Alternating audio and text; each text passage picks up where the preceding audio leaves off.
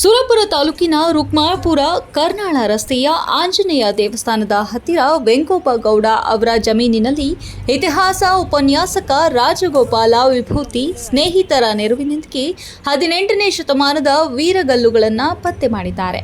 ಸುರಪುರ ಇತಿಹಾಸದ ಸ್ಮಾರಕಗಳನ್ನು ರಕ್ಷಿಸುವ ಸಲುವಾಗಿಯೇ ಸಮಾನ ಮನಸ್ಕರ ಸುರಪುರ ಹಿತರಕ್ಷಣಾ ಸಮಿತಿ ರಚಿಸಿಕೊಂಡಿರುವ ಅವರು ಮಾಹಿತಿಯ ಮೇರೆಗೆ ಸ್ಥಳಕ್ಕೆ ಬಂದು ವೀರಗಲ್ಲುಗಳ ಪರಿಶೀಲನೆ ನಡೆಸಿದರು.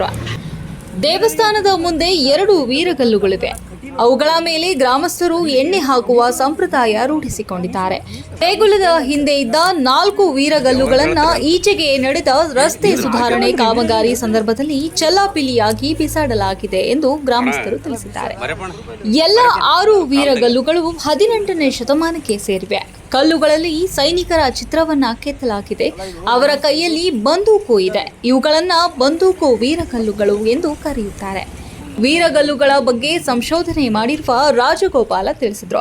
ಯುದ್ಧದ ಸಮಯದಲ್ಲಿ ಮಡಿದ ಸೈನಿಕರ ನೆನಪಿಗೋಸ್ಕರ ಯುದ್ಧ ನಡೆದ ಸ್ಥಳದಲ್ಲಿ ಇಲ್ಲವೇ ಅವರಿಗೆ ಉಂಬಳಿ ನೀಡಿದ ಜಮೀನಿನಲ್ಲಿ ಸಮೀಪದ ದೇವಸ್ಥಾನದ ಪಕ್ಕದಲ್ಲಿ ವೀರಗಲ್ಲುಗಳನ್ನು ಅವರ ಅರಸರು, ಪಾಳೆಗಾರರು, ಸೇನಾಧಿಪತಿಗಳು ನಿರ್ಮಿಸುವ ಪದ್ಧತಿ ಇತ್ತು ಎಂದು ತಿಳಿಸಿದರು. ಸೈನಿಕನ ಹಿಂದೆ ಮಹಿಳೆ ಇದ್ದರೆ ಮಹಿಳೆಯ ರಕ್ಷಣೆ ಸಲುವಾಗಿ, ಹಸು ಇದ್ದರೆ ಗೋರಕ್ಷಣೆ ಸಲುವಾಗಿ, ಸಂಸ್ಥಾನದ ಚಿಹ್ನೆ ಇದ್ದರೆ ನಾಡಿನ ರಕ್ಷಣೆಗೋಸ್ಕರ ಹುತಾತ್ಮನಾಗಿದ್ದಾನೆ ಎಂದು ತಿಳಿದುಕೊಳ್ಳಬಹುದು ಎಂದರು. ಈ ವೀರಗಲ್ಲುಗಳು 4-5 ಅಡಿ ಅಗಲ, 2-3 ಅಡಿ ಎತ್ತರ ಇವೆ. ಚಿತ್ರಗಳನ್ನು ಸುಂದರವಾಗಿ ಕೆತ್ತಲಾಗಿದೆ. ಈ ವೀರಗಲ್ಲುಗಳು ಬಹುಶಃ 1857ರಲ್ಲಿ ಸಮೀಪದ ಅನಂತನ ಬಗಡಿಯಲ್ಲಿ ಆಂಗ್ಲರ ವಿರುದ್ಧ ನಡೆದ ಯುದ್ಧದಲ್ಲಿ ಮಡಿದ ಸೈನಿಕರದ್ದು ಎಂದು ರಾಜಗೋಪಾಲ ಅಂದಾಜಿಸಿದ್ದಾರೆ. ವೀರಗಲ್ಲುಗಳು ನಮ್ಮ ಇತಿಹಾಸದ ಸ್ಮಾರಕಗಳು. ಇಂಥ ಪ್ರಮುಖ ವೀರಗಲ್ಲುಗಳನ್ನು ಸರ್ಕಾರ ರಕ್ಷಿಸಬೇಕು.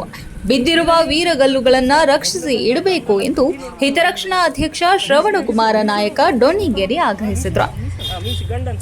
ಸಮಿತಿಯ ಸದಸ್ಯರಾದ ಪರಶುರಾಮ ನಾಯಕ್ ಗುಡ್ಡಕಾಯಿ, ಕೃಷ್ಣ ಸುಬೇದಾರ್, ಮರೆಪ್ಪ ನಾಯಕ ಗುಡ್ಡಕಾಯಿ, ರಾಜ್ಕುಮಾರ ನಾಯಕ್, ಸಚಿನ್ ಕುಮಾರ ನಾಯಕ್, ಚಂದ್ರಶೇಖರ್ ಪತ್ತಾರ ಪತ್ತೆ ಕಾರ್ಯದಲ್ಲಿ ಭಾಗವಹಿಸಿದರು.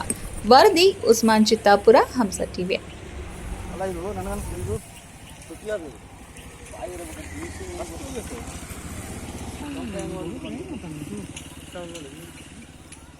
ವೀರಗಲ್ಲುಗಳನ್ನ ಎಲ್ಲಿ ನಿಂದಿರ್ಸಿದ್ರು ಅಂದ್ರೆ ಸರ್, ವೀರಗಲ್ಲುಗಳನ್ನ ಎಲ್ಲಿ ನಿಂದಿರ್ಸಿದ್ರೆ ಅಂದ್ರೆ ವೀರ ಮಡಿದಿರ್ತಕ್ಕಂಥ ಸ್ಥಳದಾಗ ನಿಂದಿರ್ಸಿದ್ರು ಒಂದು, ಇಲ್ಲಾಂದ್ರೆ ವೀರ ಸತ್ತ ಮೇಲೆ ಅವನ ಸಮಾಧಿ ಮೇಲೆ ನಿಂದಿರ್ಸಿದ್ರು ಒಂದು. ಆ ಕೆಲಸ